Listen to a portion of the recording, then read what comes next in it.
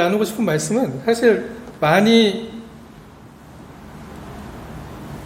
어렸을 때부터 상당히 되게 많이 들었던 말씀들이죠. 뭐 성경 말씀이라는 게 신앙생활을 오래 하신 분들에게는 아주 익숙한 말씀들이 참 많습니다. 그런데 이제 이것을 우리가 어떠한 말씀으로 우리가 받아들여야 될지에 대해서 여러 가지 또 다양한 목사님들과 또 성도님들 각자들의 해석들이 계실 텐데, 오늘은 하나님의 자리라는 말씀을 한번 준비해 봤습니다. 이 하나님의 자리라는 말은 누가 사용한 말이냐면 한국의 고아의 아버지라고 옛날에 불렸던 분이 계시는데, 그분이 이제 월드비전을 창립하시고 제가 지금 사역하고 있는 사마리안 펄스라는 구호단체, NGO 국제구호단체를 창립하신 그 밥 피어스 목사님이라는 분이 계십니다. 그분이 거제도에 한국 전쟁 당시 1950년대에 오셔서 거제도에 있는 고아들의 그 어려운 모습들을 보고 기도하신 게 있어요. 그래서 하나님의 마음이 아픈 곳에 우리의 마음도 있게 해주십시오라는 기도를 드리고 처음 만드신 게 그 월드비전이라는 단체였습니다. 그리고 이제 1950년에 20년 동안 한국에 사역을 하시고 돌아가셔서 1970년에 다시 미국에서 사마리안 포스라는 NGO 단체를 만들고 지금까지도 이제 계속적으로 사역을 하고 있는데요. 이러한 일들이 결국 성서에서는 하나님의 자리라는 것이 무엇인가에 대해서 오늘 우리가 얘기하고 싶은 게, 이분은 자신의 삶 가운데서 하나님께서 일하시는 것을 체험하기 위해서는 우리의 계획과 우리의 생각들과 우리의 지혜들을 내려놓고 하나님께서 일할 수 있는 자리를 우리가 내어드려야 된다는 의미로 하나님의 자리라는 말씀을 하시는 겁니다. 하나님께서 분명히 강권적으로 우리의 삶 가운데서 어떠한 부분들에 역사하셔서 우리들을 주관하시고 이끄시는 부분은 맞지만, 또 하나님께서는 그 정도로 또 우리를 사랑하시고 우리를 기도해 주시는 분이시기 때문에 우리 스스로가 또한 하나님 앞에 자신의 모든 계획들 안에서 내 계획들로만 채워지는 나의 삶이 아니고, 정말로 내가 이해할 수 없고 기대하지 못했던 그 하나님의 자리, 하나님의 일들을 이루시기 위해서 우리의 삶 가운데 놀라운 알 수 없는 사건으로 역사한다는 것이죠. 아까 우리 행복이라는 노래를 불렀었는데, 행복이라는 말이 해피잖아요. 해피. 그렇죠? 저번 그 루어버 설교 처음 첫 예배 때, 그때 이제 우리 목사님들께서 같이 오셔서 제가 말씀을 전한 기억이 있는데, 그때 말한 그 행복이라는 거는 그 마태복음 5장에 있는 복이 있다라는 말과 상통하는 말입니다.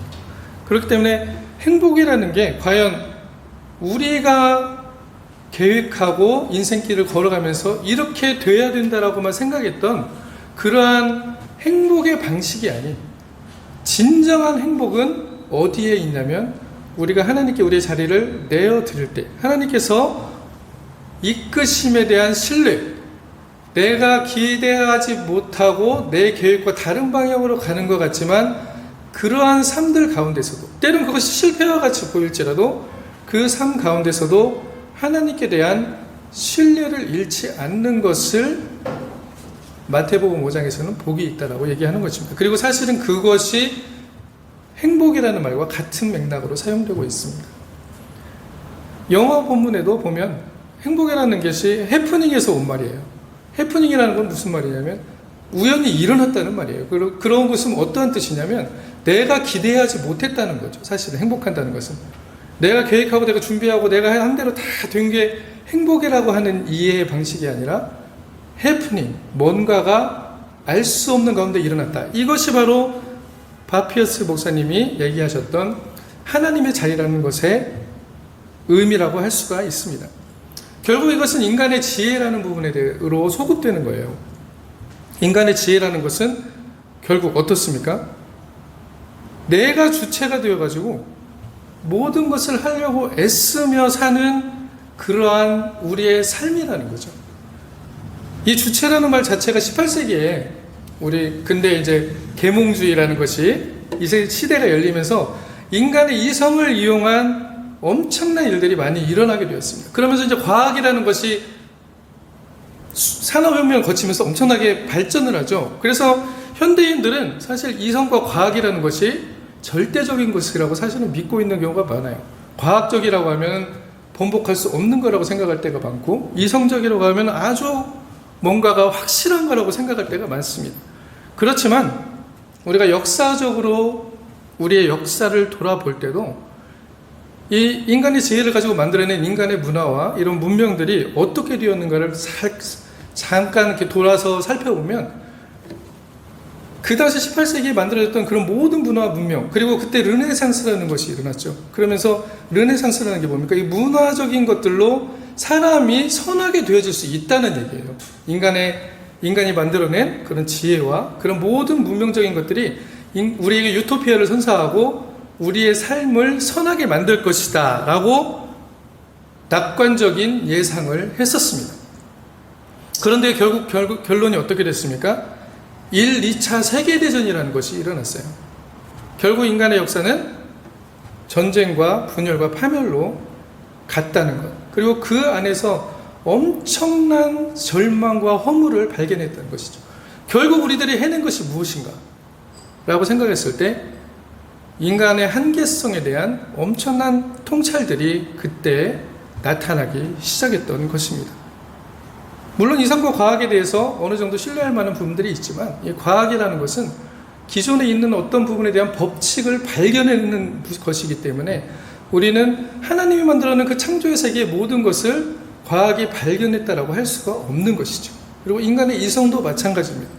우리가 가지고 있는 생각과 지혜가 하나님의 지혜와 동등하다고 할 수가 없다는 것입니다.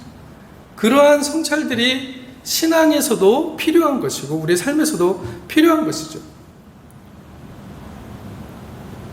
오늘 이런 인간의 지혜가 만들어낸 인간의 자리와, 그렇기 때문에 하나님의 지혜가 만들어낸 이 성령께서 부어주시는 하나님의 자리에 대한 관점을 가지고 오늘 이 본문을 통해서 잠깐만, 너무 길게 하면은 힘들어지니까 잠깐만 말씀을 나누도록 하겠습니다.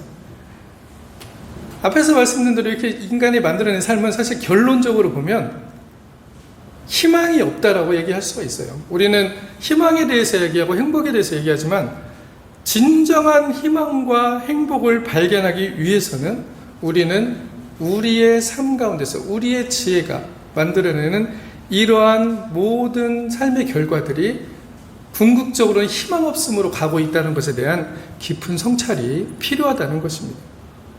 상당히 비관적으로 들릴 수도 있어요. 하지만 이게 바로 성서가 우리에게 이야기해주고 싶은 것입니다. 지금 우리 박현철 목사님께서 수요일날 심플 라이프라는 설교를 해주셨는데, 그것도 같은 맥락으로 이해할 수가 있습니다. 우리가 심플해진다는 것, 간단해진다는 것은 결국 어떠한 것입니까? 내 계획과 내 복잡한 생각들이 만들어내는, 인간이 꾀를 냈다고 그렇게 말씀하셨잖아요. 인간이 낸 그 꾀에서 벗어나는 것을 이야기한다고 할 수 있는 것이죠. 지금 세상이 엄청나게 빠르게 변해가고 있습니다. 메타버스를 이야기하죠. 초연결의 유니버스를 이야기하고 있습니다. 그러면서 인간의 모든 신체 기관들이 강화되어지고 대체되어질 수 있는 그런 트랜스 휴먼이라는 말들이 나오죠. 그리고 거기서 더 나가서 모든 유전자들을 변형시키고, 그러면서 내 아이들을 최고의 유전자만 선택해서 만들어내는 그런 일들이 미국에서는 지금 벌써 일어나고 있습니다. 과연 그런 것들이 우리에게 더 나은 삶을 선사해주고 우리에게 죽지 않는 영원한 삶을 선사할 것인지에 대한 또 다른 성찰들을 우리는 가져야 된다는 것이죠. 인간의 역사를 돌아볼 때 이것의 종국 또한 우리의 영원한 유토피아를 향해 가는 그러한 과정이 아니라는 것을 우리는 발견해야 된다는 것입니다. 성서가 이 부분에 대해서 계속적으로 이야기하고 있는데, 왜 그러냐라고 했을 때 인간의 지혜는 궁극적으로 선과 악을 알게 하는 나무를 따 먹은 이후로 인간의 지혜는 독을 먹은 사과처럼 왜곡되어졌다라고 이야기하는 것입니다. 이것을 아주 가장 신랄하게 얘기한 사람이 독일의 신학자이고 목사님이셨던 디트리히 보네퍼라는 목사님이세요. 그분이 창세기 주석에서 이렇게 얘기했습니다. 인간이 가지고 있는 지혜, 그 선과 악을 알게 하는 나무를 따먹은 것은 그것을 통해서 참된 옳음과 거짓을 판단하는 것이 아니고 결국 어떻게 되었습니까? 내가 판단하고 내 주관적이고 자기중심적인 판단과 선과 악을 알게 하는 나무가 되어버렸다는 것이죠. 독사과를 먹었다는 것입니다. 키에르케고르는 이것을 뭐라고 하냐면 인간들은 성령에 취한 삶을 술 취한 삶이라고 봤지만 오히려 우리의 삶이 술 취한 사람이다라고 이야기하고 있습니다. 하나님께서 말씀하신 그 하나님의 지혜의 길로 가지 않는다는 것이죠. 그러한 모습이 오늘 본문에서도 나타나고 있습니다. 30절에 보시면 우리 30절 한번 같이 읽어보실까요? 오늘 본문의 30절. 그곳을 떠나 갈릴리 가운데로 지날새 예수께서 아무에게도 알리고자 아니하시니 이는 제자들을 가르치시며 죄송합니다. 조금 32절까지 읽어보죠. 가르치시며 또 인자가 사람들의 손에 넘겨 죽임을 당하고 죽은 지 3일 만에 살아나는 것을 말씀하셨기 때문이더라. 그러나 제자들은 이 말씀을 깨닫지도 못하고 묻기도 두려워하더라. 왜 이런 반응이 일어났을까요? 예수님께서는 제자들을 가르치시며 내가 죽을 것이라는 것을 얘기하기 시작하셨습니다. 근데 제자들은 이것을 묻는 것 자체를 두려워했다라고 얘기하고 있습니다. 그것은 예수님에 대한 이해, 제자들은 예수님을 어떻게 이해했을까요? 그 당시에 슈퍼스타 같이 등장하신 예수님, 우리 지저스 크라이스트 슈퍼스타라는 뮤지컬도 있죠. 슈퍼스타 같이 등장하신 그 예수님, 물고기와 떡으로 먹을 것을 주시고 풍랑을 잠잠케 하시고 병든 자들을 고치시는 그 예수님을 보면서 그들은 어떠한 것을 기대했냐면 자신들의 나라를 해방시켜줄 놀라운 힘을 기대했다는 것입니다. 물론 이 힘을 기대했다는 것에 대해서는 충분히 이해할 수 있는 부분이죠. 그런데 갑자기 예수님이 뭐라고 하십니까? 내가 죽는다라고 얘기하는 거예요.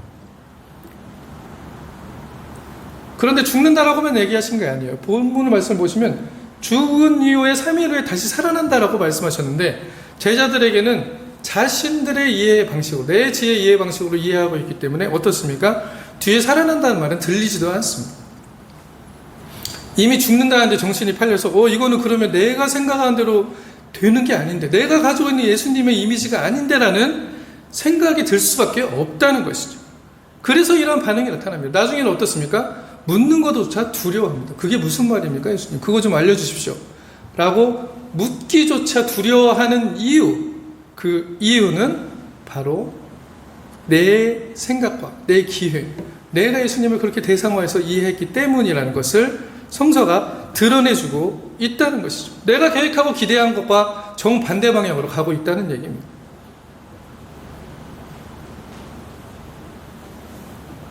그러한 내면의 인간의 지혜의 진정한 모습들, 실체들을 그 다음 본문에서는 계속적으로 드러내주고 있어요. 33절에 보시면 가버나움에 이르러 집에 계실 때 제자들에게 물어 이르시되 너희가 길에서 서로 토론하는 것이 무엇이냐 하시되 그들이 잠잠하니 이는 길에서 서로 누가 크냐 하고 장론하였습니다 라고 말씀하고 있습니다. 성서는 이것들을 통해서 보여주는 것이 무엇이냐면 우리 인간의 현 주소를 보여주는 거예요. 제자들의 얘기만이 아닙니다. 성서는 우리의 삶의 모습을 보여주는 거울이기 때문입니다. 그래서 우리의 삶의 모습을 들여다보면 이러한 일들을 사회에서뿐만 아니라 교회에서도 사실은 이렇게 누가 큰지에 대한 쟁론, 결국 내가 저 사람보다 조금은 나아져야 되지 않겠는가, 높아져야 되지 않겠는가라는 것에 대해서 언제나 힘쓰고 애쓰는 우리의 모습을 발견하게 된다는 것이죠. 그러면 그렇게 살지 않으면 목사님 뭐 어떻게 하라는 겁니까? 라고 말씀하시는 분도 계실 거예요. 그것을 포기하고 살아라는 것이 아닙니다. 그곳에 성서가 말하는 것은 그러한 누가 크냐라는 문제에서, 쟁론에서 우리가 자유할 수 있음을 성서는 얘기하는 것입니다. 그것이 바로 기쁜 소식이라는 것입니다. 예수님이 말씀하신 그 예수의 뜻, 하나님은 구원이시다. 하나님이 우리를 끌어내신다. 어디에서 끌어냅니까? 내가 묶여있는, 내가 종되어 있는, 누가 크냐에 묶여있고 종속되어 있는 그 종됨에서 우리를 구원하시고 끌어내신다는 것이죠. 우리가 예수 그리스도의 삶으로 살아갈 때, 예수 그리스도의 매일 때 이러한 부분에서 자유케 된다라고 얘기하고 있습니다.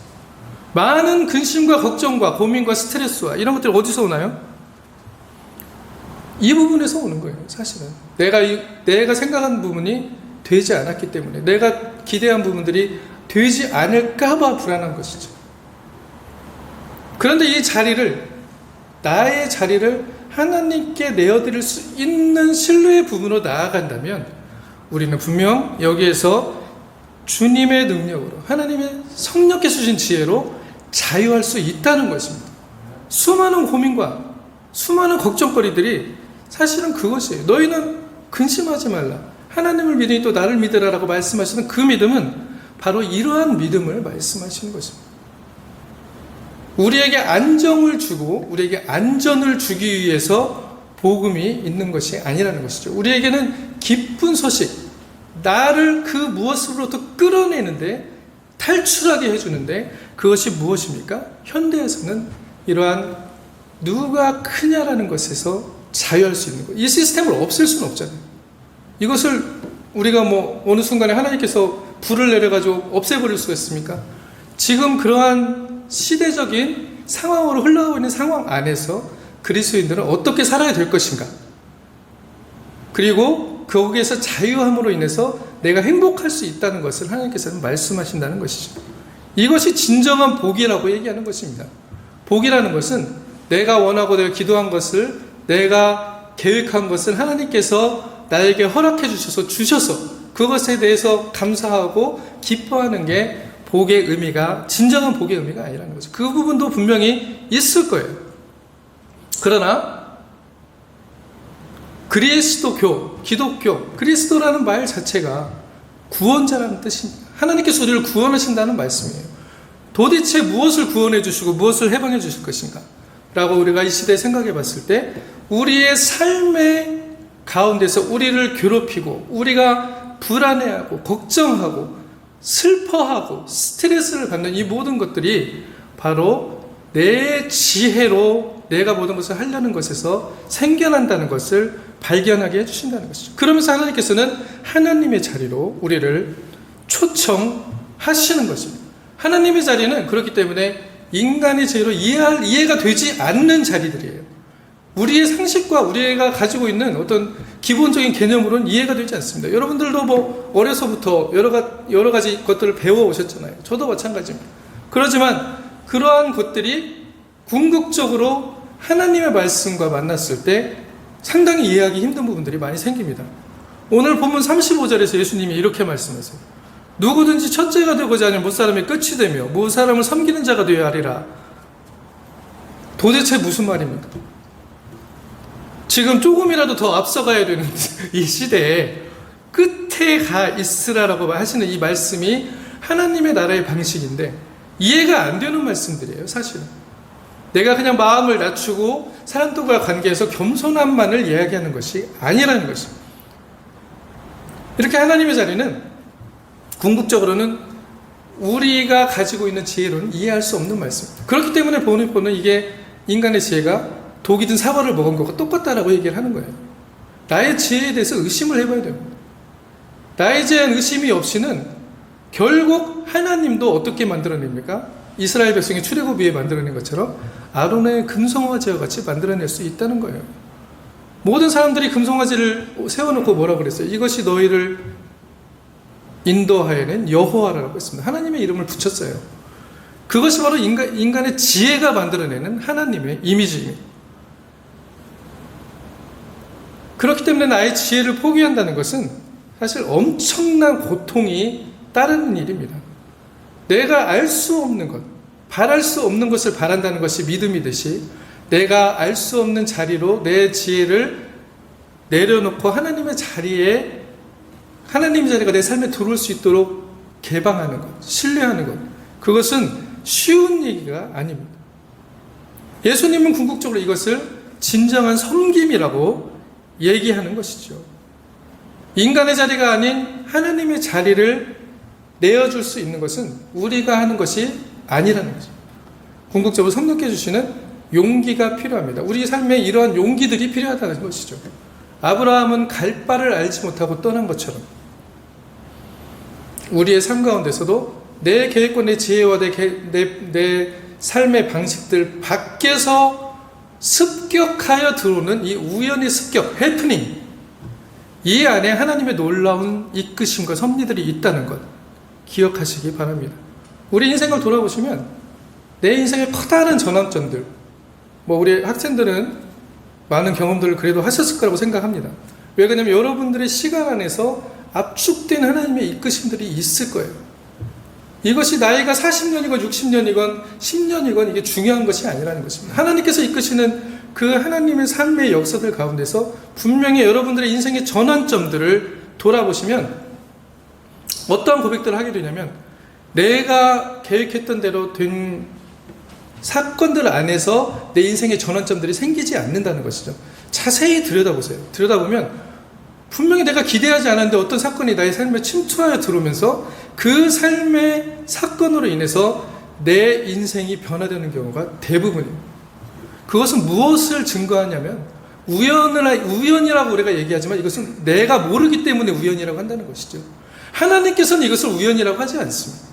하나님의 자리라고 이야기하시는 것입니다. 예수님께서는 이러한 방식의 하나님의 나라를 이야기하고 계셨습니다. 어린아이 하나를 영접하면 나를 영접하고 나를 영접하면 나를 보내신 이를 영접하는 것이다. 어린아이 참 쉽지 않은 말이죠. 그 당시에 천대받고 소외된 아이라고 사람으로 세지도 않았던 그런 거라고 얘기도 하지만 사실 어린아이를 돌아보면 어린아이는 예측 불가입니다. 어른들이 볼 때 우리 어린아이들 특히 여러분들의 동생들을 보세요. 동생들을 봐도 내가 원하는 대로 하지 않아요. 이게 맞다고 생각하는데 다른 짓을 하고 있어요.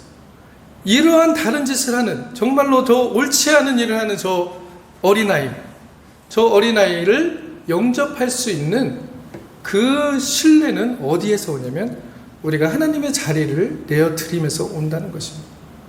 존재를 그 존재 그대로 받아들여주는 것. 예수님이 우리에게 하셨듯이 우리가 우리의 죄를 그대로 받아들여주시고 우리의 죄를 사하주셨듯이 우리도 또한 이웃에게 그러한 사랑으로 용납하고 영접해야 된다는 말을 하고 있는 것입니다. 이 영접한다는 말이 그래서 넥소마이, 넥세타이라는 말로 되어 있는데 여기에는 환영하다는 말도 있고 받아들인다는 말도 있지만 인내하다는 말도 들어가 있습니다.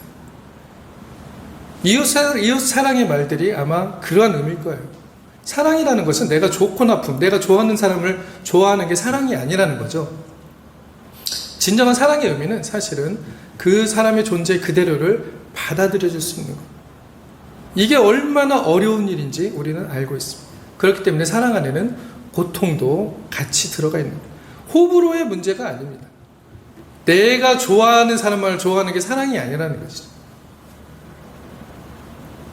바피어스 선교사 또한 그렇게 내 지혜가 할 수 없는, 내가 기대할 수 없고 예측할 수 없는 하나님의 자리를 몸소 체험한 사람이었습니다.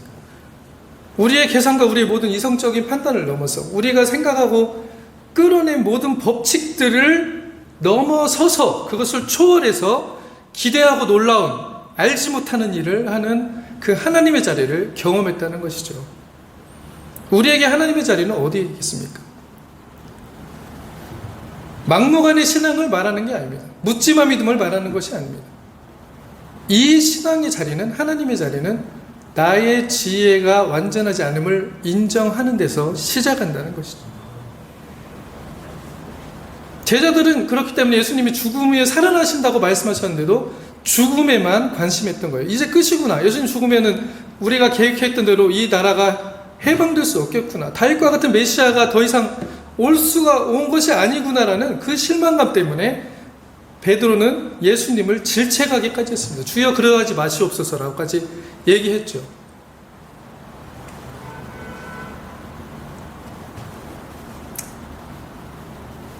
독일어로 예배라는 말이 거테스텐시트라고 합니다.